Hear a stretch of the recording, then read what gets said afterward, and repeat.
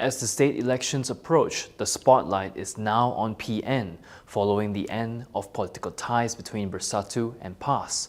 Questions have been raised over seat talks, election coordination, and the use of the PN logo. Meanwhile, former Minister Zahid Ibrahim has indicated his intention to return to electoral politics. Stay tuned for this and more on KiniNews.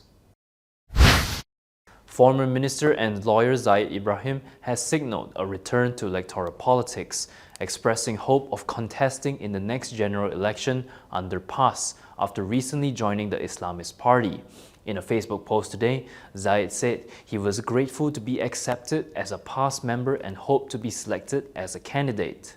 He added that he appreciated the opportunity and believed he could still contribute to the country. His remarks came amid criticism of his latest political move, including a commentary by businessman Vinod Sekhar titled "The Tragedy of Zahid Ibrahim," which questioned his long and varied political journey. In response, Zahid said he would not spend time justifying his actions, insisting his political path had been driven by his search for a platform committed to reform. Zahid added that he would explain in due course why he believes PAS can help rebuild Malaysia, contrary to Vinod's assertions. He argued that the country needs leaders who fear God, reject greed and corruption, and are committed to justice and the welfare of ordinary Malaysians.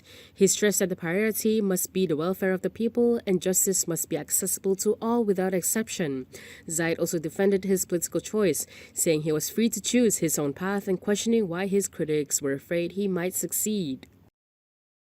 Former Prime Minister Dr Mahathir Mohamad has claimed that there is a feel of fear in the country. In a social media post last night, he claimed that the nation is no longer under the rule of law, as legislation can supposedly be abused to justify wrongdoings. Mahathir asserted that the situation has resulted in people feeling concerned over their safety as the protection afforded by laws is allegedly not felt. He said wrong acts may be justified and right acts, according to the same law, may attract punishment as clear criminal deeds are pardoned. Without elaborating on specific details, he claimed that serious crimes obviously committed are not investigated, but when no crimes are committed, investigations are stopped on orders. He said the situation is frightening and the country seems to no longer be under the rule of law. Moving on to Bersatu, the party will proceed with preparations for the upcoming Johor state election alongside other Perikatan Nasional component parties and smaller parties under the coalition. This is according to its Vice President, Tun Faisal Ismail Aziz.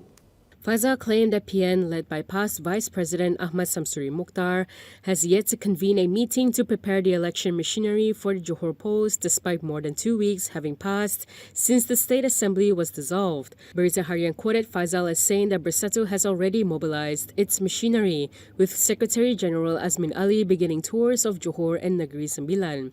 He said Bersatu would continue working with other coalition partners, and if PN continued to delay decisions, potentially benefiting its political rivals, then that is up to them. He added that they cannot wait for others and claimed that in Johor, Bersatu had already begun discussions and mobilization efforts with parties such as Muda and Pejuang. On June 13th, past President Abdul Hadi Awang stressed that his party's relationship with Bersatu has effectively ended and that the decision on whether the latter wants to remain in PN rests with Muhyiddin Yassin. Hadi said PAS has also agreed to the entry of Parti Wawasan Negara led by former Bersatu Deputy President Hamzah Zainuddin into PN. From now on, you can also listen to KiniNews on Spotify and Apple Podcasts. Scan the QR code on the screen to follow us.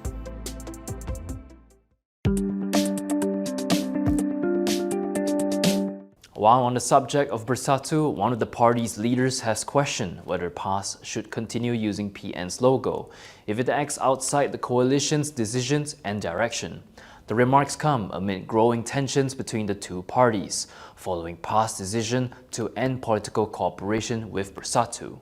In a Facebook post, Bersatu Information Chief Tun Faisal Ismail Aziz stressed that PN is more than just a logo. He described it as a political brand built on values such as integrity, moderation, democracy, and concern for the people. According to Tun Faisal, parties that disregard PN's constitution, decisions, or shared values risk more than creating internal friction. Such actions, he argued, can erode public confidence in the coalition and weaken the PN brand. He cited several instances in which PAS had allegedly repeatedly acted contrary to the spirit of PN, including actions he claimed were inconsistent with the coalition's constitution and decisions made by the PN Supreme Council. Tun Faisal claimed PAS had not fully implemented several council decisions and alleged that its president had also openly challenged and effectively vetoed decisions made by PN. Against this backdrop, he argued that if a party has chosen to sever ties with Bersatu, no longer abides by jointly agreed decisions, and is no longer committed to PN's identity and direction, it is reasonable to question whether it still seeks to strengthen the coalition or is pursuing a different path. He also questioned whether it would be more honest and responsible for such a party to contest under its own banner in upcoming state elections rather than continue using the PN logo while, in his view, undermining the coalition's foundations. For now, PAS and Bersatu remain under the PN umbrella, but differences over leadership, decision-making, and the coalition's direction have become increasingly visible. Meanwhile, Tun Faisal said Bersatu will contest the upcoming state elections using the PN logo. He insisted that there is no issue with this, as the party remains a member of the coalition. He told Malaysia Kini that Bersatu was waiting for PN chairperson Ahmad Samsuri Mokhtar to convene a meeting. Tun Faisal also took a swipe at Samsuri, saying the PN chairperson appeared to have forgotten that his role extended beyond PAS and required him to manage coalition affairs. This included convening PN Supreme Council meetings, meetings for seats negotiations, election preparation meetings, and meetings of the Electoral Pact Committee. He claimed that Samsuri has not carried out his duties and has acted irresponsibly by failing to manage PN-related matters. Separately, Muhyiddin Yassin's former aide Marzuki Mohamad argued that under PN's constitution, major decisions including disciplinary matters, seat allocations, and candidate endorsements require unanimous approval from the Presidential Council. He stressed yesterday that the PN chairperson does not have unilateral authority to determine electoral seats or issue candidate appointment letters. He also argued that Bersatu cannot be expelled from PN at the discretion of any single party, as disciplinary action against component members requires unanimous approval from the coalition's Presidential Council. Bukit Aman has confirmed that it has launched an investigation into allegations linking Rosmah Mansour to the alleged purchase or financing of a luxury property in New Jersey, USA. Inspector General of Police Khalid Ismail said several witnesses would be called to assist in investigations into a viral video containing the allegations. Bernama quoted him as saying that they will investigate whether the social media account behind the viral content is genuine or otherwise. He added that so far the MCMC has been cooperating well and they have yet to receive any further developments.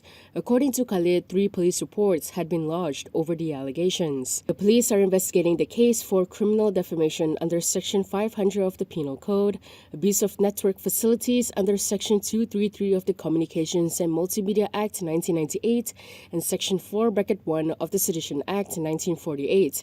It was previously reported that Rosmah had lodged a police report to enable authorities to investigate the allegations. Rosmah had also denied the claims, linking her to the use of shell companies, offshore financial structures, or any individuals and entities named in the viral videos, describing them as baseless and malicious fabrications. And that is all from me today. For more stories, you can go to Kinitv.com.